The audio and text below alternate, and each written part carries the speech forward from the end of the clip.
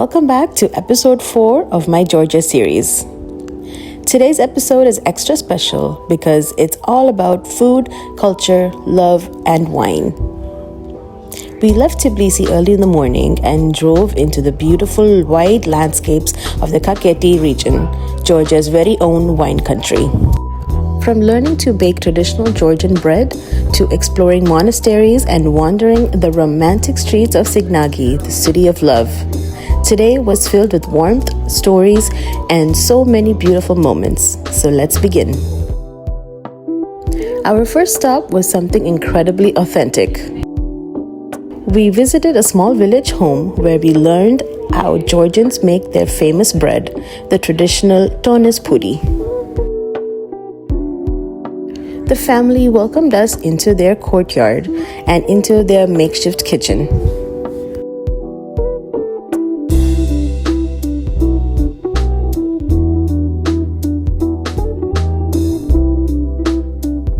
Clay is necessary because it keeps warm and not hot. In the morning they drink on fire, which is maybe till 3 p.m., 4 p.m. it's enough.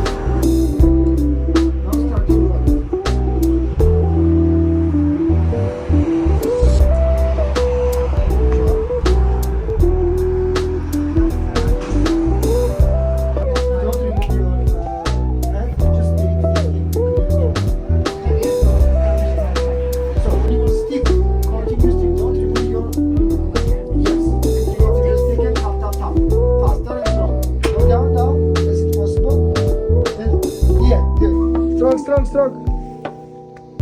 Something like that your husband make you angry. Right? Now we wait for the bread to bake. Not a lunch. Small piece of cheese will be perfect with this bread. Come on. Next, we tried some homemade cheese.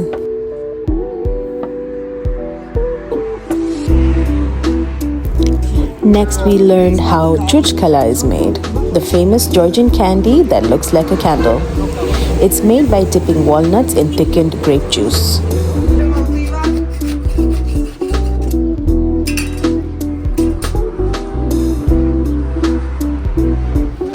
Once our bread was ready, it was time for the best part, tasting it.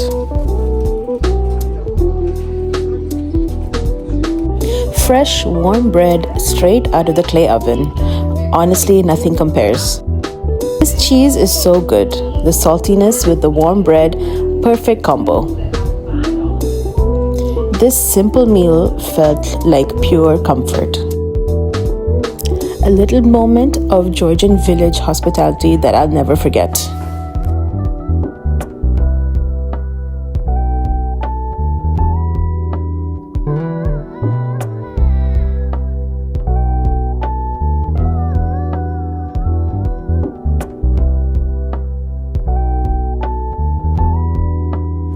Our next stop was Bodbe Monastery, one of the most sacred places in Georgia. Dedicated to Saint Nino, the woman who brought Christianity to the country.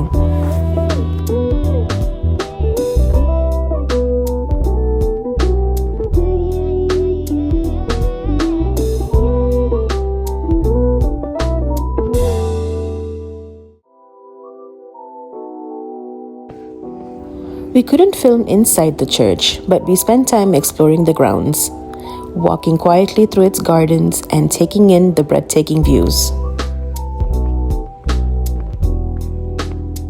Bodbe Monastery is also called Monastery of Saint Nino. Originally built in the 9th century, it has been significantly remodeled, especially in the 17th century. The monastery now functions as a nunnery and is one of the major pilgrimage sites in Georgia due to its association with Saint Nino.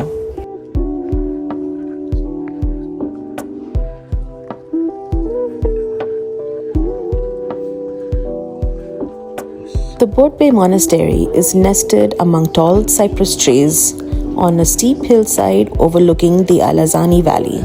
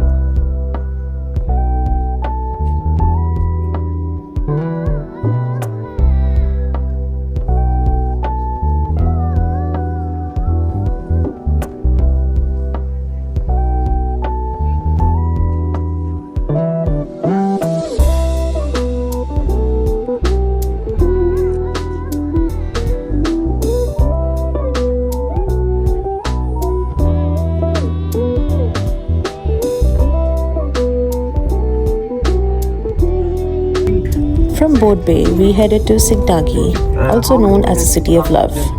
And you'll see why. It looks like a fairy tale village sitting on top of a hill. It's one of Georgia's most romantic towns, famous for its 24/7 wedding house. You can literally get married here at any hour of the day.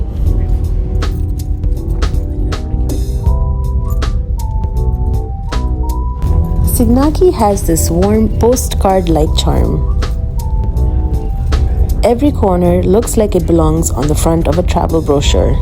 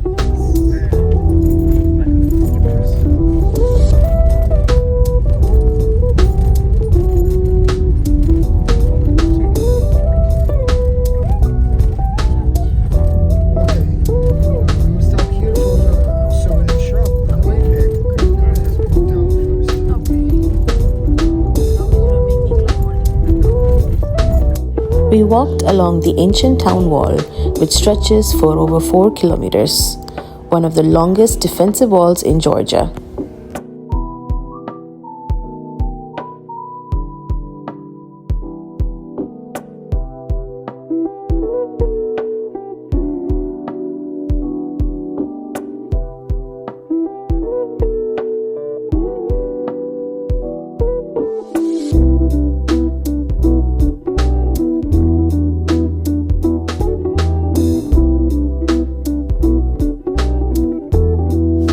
The views over the Alazani Valley, absolutely stunning.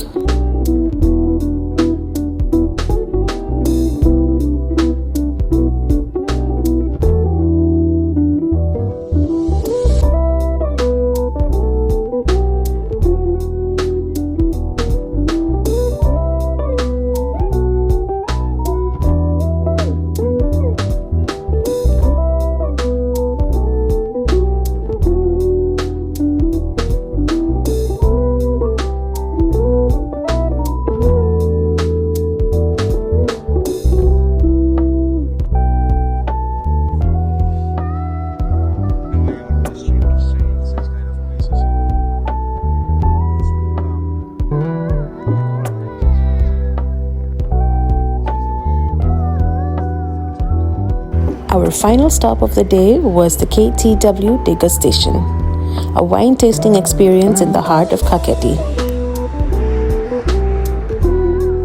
Kakheti is the birthplace of wine. Georgia has been making wine for over 8,000 years. And yes, they have the oldest winemaking tradition in the world. We say our production is this place, but we don't make our wine here. It's only storage place. Inside we're making and bottling our brandy, cognac. This is empty bottles ready for bottling. And in this building we save our production. And also from this place export in 30 countries our production. At this moment we can enter inside in the storage place and we can taste our wine. We learned about the Kakheti method, where wine is made in a large clay pots buried underground. Now let's hear more about the wines they have here and taste some.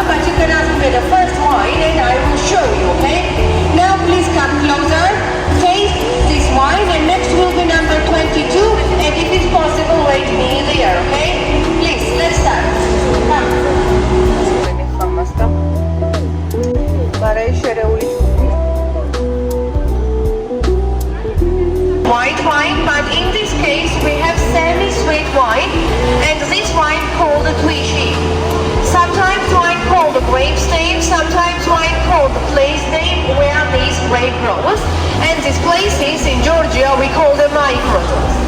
Microzone is a special place where soil is different, climate is different, and in these places grows high quality grapes.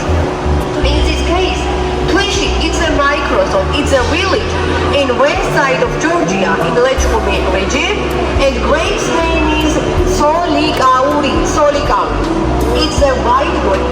As a rule, from white grape in Georgia, we always make dry wines because in white grape is not enough naturally sugar to make a naturally semi-sweet wine. But except this, because of this climate, technology and soil, in this case, from white grape we can make naturally semi-sweet wine. For sweetness, we don't add anything inside. That's why this wine you can drink with desserts and salads because it's too sweet. But this wine has aroma of pear and citruses. It's a white semi-sweet dessert wine. It's too sweet. That's why in Georgia we always joke that it's a ladies' wine. It's a women's wine. Okay? Come closer, please. I have one of the most popular red and semi-sweet wine in Georgia. This wine called Kindzmarauli. Kindzmarauli is a microzone. It's a place, but in east side of Georgia, in Kakheti region. And grape's name is Saperavi. Saperavi is one of the most popular red grape in Georgia. And from this grape, sometimes we make dry wines, sometimes we make semi-sweet wines, because this grape is unique grape. We can grow everywhere. It's very strong grape and we can grow everywhere, but because of this climate and the soil, sugar level inside is always different, okay? But this Saperavi, which grows in Kindzmarauli microzone, always becomes more sweet. Naturally, sugar level inside is always high, because first of all, this place, Kindzmarauli, is a sunny way. And more sunny always means more sweetness, because sunny gives grape sweetness. That's why climate is important. And also, technology is different. When we decided to make a naturally semi-sweet wine, we artificial stop fermentation process inside. In the world, we have some ways how to stop this process. Sometimes we add some sulfates inside, and the sulfates, these chemicals, kills bacteria inside, and we can stop fermentation process. Sometimes we filter our wine, and these tiny bacteria, which is in the skin, stays in filter paper, and it also stops this fermentation process. And the third way how to stop this fermentation process is the minus.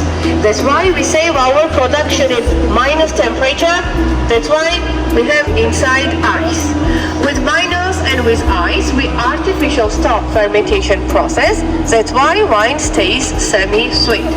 If we don't stop this process, if we keep going this process, this bacteria starting to eat all naturally sugar. This naturally sugar turn into alcohol. Wine becomes dry.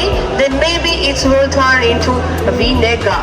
To save our production, we should save this our production in minus temperature. Save aroma, save taste, and also we stop fermentation process with minus temperature. Okay. Kindzmarauli, this wine has a benefit. If somebody has a low blood pressure or low hemoglobin, it's always raise both. That's why in Georgia we always joke that Kindzmarauli, it's not wine, it's like a Georgian medicine, which you should drink minimum 1 glass all day, okay? This is a red semi-sweet wine. This wine you should drink in room temperature, plus 12, plus 14. Needs this wine to open inside aroma, a little bit warm it up by your hands, then you can enjoy, okay? Come.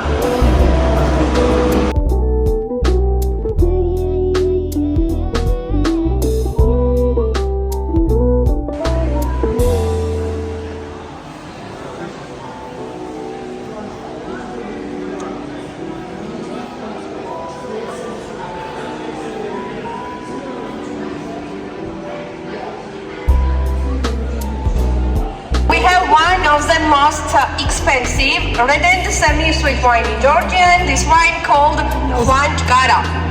Sighnaghi is a microzone. It's a place in the west side of Georgia in the Racha region. And unfortunately, in this Racha region grows two types of grapes, Mujuretuli and Alexandrouli. Then we blend these both grapes and we make this wine. But problem is that both types of grapes are very, very rare. These two grapes grow only in the small microzone. Winemakers tried to grow these two grapes another place in east side of Georgia in Kakheti region, because Kakheti region is a wine region, but both type of grapes lost their taste because soil was different and climate was different. That's why this wine is a limited edition wine, but not exported, and this is one of the most expensive red and semi-sweet wine in Georgia. This is the best. Okay, I give you full glass. Khwantgara, this wine, it's semi-sweet like a previous one, Kinzmarauli, but Khwantgara is not so sweet. Inside you can feel balance. Little bit sweetness you can feel inside. Little bit is acidity. Color is a perfect. It's a ruby light red color, and also it's more fruity. More fruity flavor you can feel inside. We make this wine since 19th century. This wine was Joseph Stalin's favorite wine. Now I'll give you this wine, but don't turn into Stalin, okay? Please, let's start. Come, please.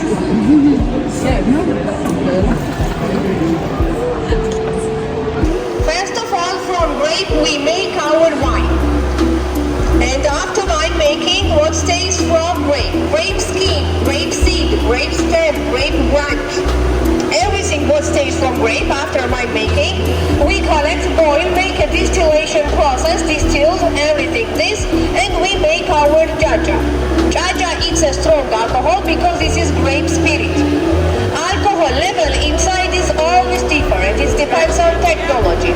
Homemade chacha is always very, very strong. 65-75% is alcohol inside because we distill it twice. Okay? But here we have a factory and only 45% alcohol is inside. And this is a chacha with tarragon flavor. Tarragon is a green herb. It's a herbal chacha. Chacha you should drink fast, bottoms up, because it's easy to drink fast then slowly, okay? After 5 minutes life will be better, okay? But after 25 minutes I have not responsibility, okay? Come please. Drink fast, bottoms up, then breathe out. We tasted different wines, found our favorites, bought a few bottles to take home. And that brings us to the end of episode 4. Thank you so much for watching, and make sure you stick around for the next episode. And as always, don't forget to like, share, and subscribe. I'll catch you next time.